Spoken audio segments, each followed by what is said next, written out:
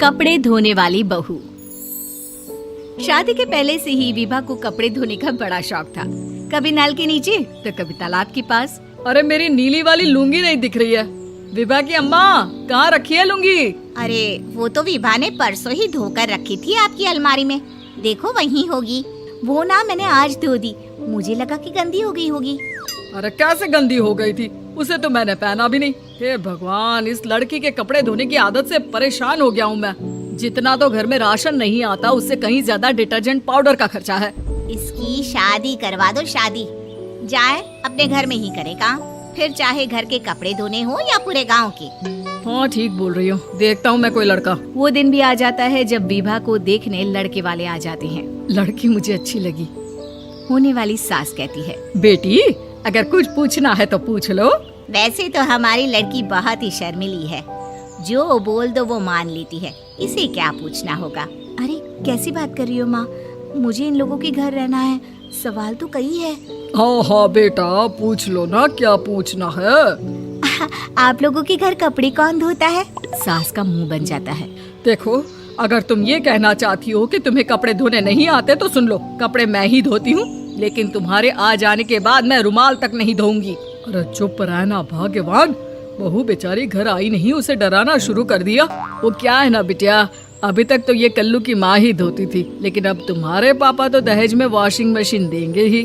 तभी विभा की माँ बोल पड़ती है, सवाल भी पूछा तो क्या। वैसे भाई साहब, मशीन की तो फिर भी कपड़े धोने की कैपेसिटी होती है। मतलब जो बिटिया दे रहे हैं ना विभा, इसे कपड़े धोने का बहुत शौक है। ये आप लोगों की क्या, आस पड़ोस गांव मोहल्ले सबके कपड़े धो दे और उफ तक ना करे।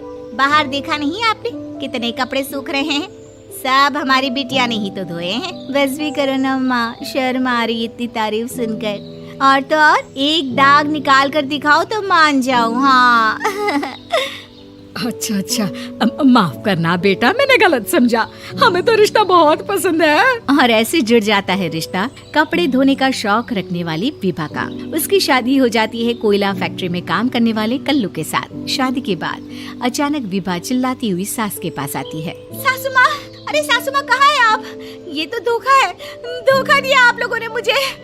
इसे ससुर के चक्कर के बारे में पता चल गया। अरे तो उसमें तुझे क्यों धोखा मिला है? अरे नल में पानी नहीं आता, कपड़े कैसे कब धुलेंगे? अच्छा अच्छा, तू पानी नहीं आ रहा उसकी बात कर रही है? तो आपने क्या सोचा? कुछ नहीं। अच्छा हाँ, तेरी माँ ने कहा था कि कपड़े धोने का शौक है तुझे, याद आया मुझे। शौक शौक बोलकर कपड़े धोने वाले मेरे जुनून को कम ना आके सासू माँ, कपड़ा धोना मेरा गुरूर है। तभी पति भी वहाँ आ जाता है।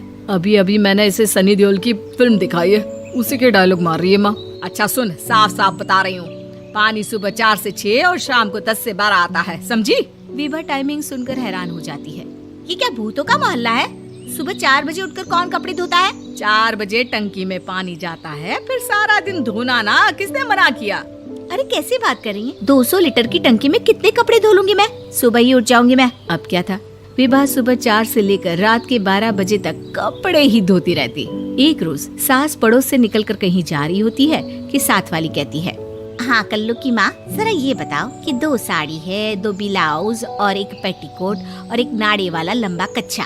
हाँ तो? अरे तो क्या, कितना लोगी धुलाई ये बताओ। धोबन दिख रहे हैं हम क्या? हमारे पति सरकारी नौकरी से अभी अभी रिटायर हुए हैं और बेटा सुपरवाइजर है कोयला फैक्ट्री में। धोबन समझ रखा है हमें? हाय रे कल्लू की अम्मा, माफ कर दो, वो तो मोहल्ले में यही सब बता रहे थे कि तुमने बहू को कपड़ा धुलवाने के काम में लगा दिया है। सास को पड़ोसन की बात सुनकर गुस्सा आ जाता है। वो घर पहुंचती है जहां घर के बाहर ही इतने सारे कपड़े सूख रहे होते हैं जितने कि किसी धोबन के घर पर। अरे ओ कल्लू की दुल्हन, बाहर निकल। माँ जी यहीं आ जाओ, बाथरूम में चादर धो रहे हैं हम। अरे अभी हम धोते हैं, तुमको बाहर निकलो। ये आस पड़ोस वाले बोल रहे हैं कि हम बहू से कपड़े धुलवा धुलवा कर उसे कपड़ा धोने वाली बना दिए हैं। अरे छोड़ो ना माँ जी, किन लोगों की बातों में आती हो? आस पास के लोगों का तो काम ही होता है कि वो किसी तरह सास बहू को लड़ा दे। बहू सारे घर के कपड़े धोती है, ये क्या कम है? बोलिए। सास को भी लग जाता है कि वो बहू का ये सनकीपन नहीं छुड़वा सकती, इससे अच्छा है कि खुद ही चुप हो जाए। एक रोज सास और बहू मंदिर जाते हैं, जहाँ सास की साड़ी वहाँ खड़ी भीख मांगने वाली से मिलती है। माँ जी क्या बात है? आपको आपकी साड़ी उस भिखारन से कितनी मिल रही है ना? हाँ हाँ देखो तो, दोनों की साड़ी मिल रही है। क्या बात है कल्लू की अम्मा, तुम खुद को तो अफसर की बीवी बताती हो और ऐसी सिंपल सी प्लेन साड़ी पहनकर घूमती हो। सिंपल और प्लेन नहीं है ये साड़ी। तो क्या सोने के धागे से फूल बने हैं? कुछ भी सासू माँ, कुछ भी। हाँ बने थे इस साड़ी में सोने के धागे से फूल। मेरे पति लेकर आए थे मद्रास से स्पेशली मेरे लिए 10,000 की। ताहे भाई साहब इस भिखारन के लिए भी सेम टू सेम साड़ी लेकर आए होंगे 10,000 की।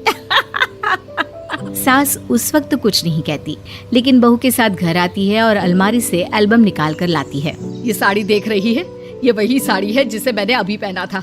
इस साड़ी में ये जो चमकदार फूल दिख रहे हैं ना, ये सोने के धागों से काढ़े गए हैं। लेकिन तू लोकल वॉशिंग मशीन ब्रश से घिस घिस कर सारे फूलों को निकाल कर साड़ी प्लेन कर दी। मुझे माफ कर दीजिए सासू माँ। और तो और, जब मैंने तुझे तेरी गलती के लिए कुछ नहीं कहा, लेकिन तूने तो सबके सामने मेरा मजाक ही बना दिया। क्यों? बहू को समझ में आ जाता है कि अब से उसका कपड़े धोना बंद।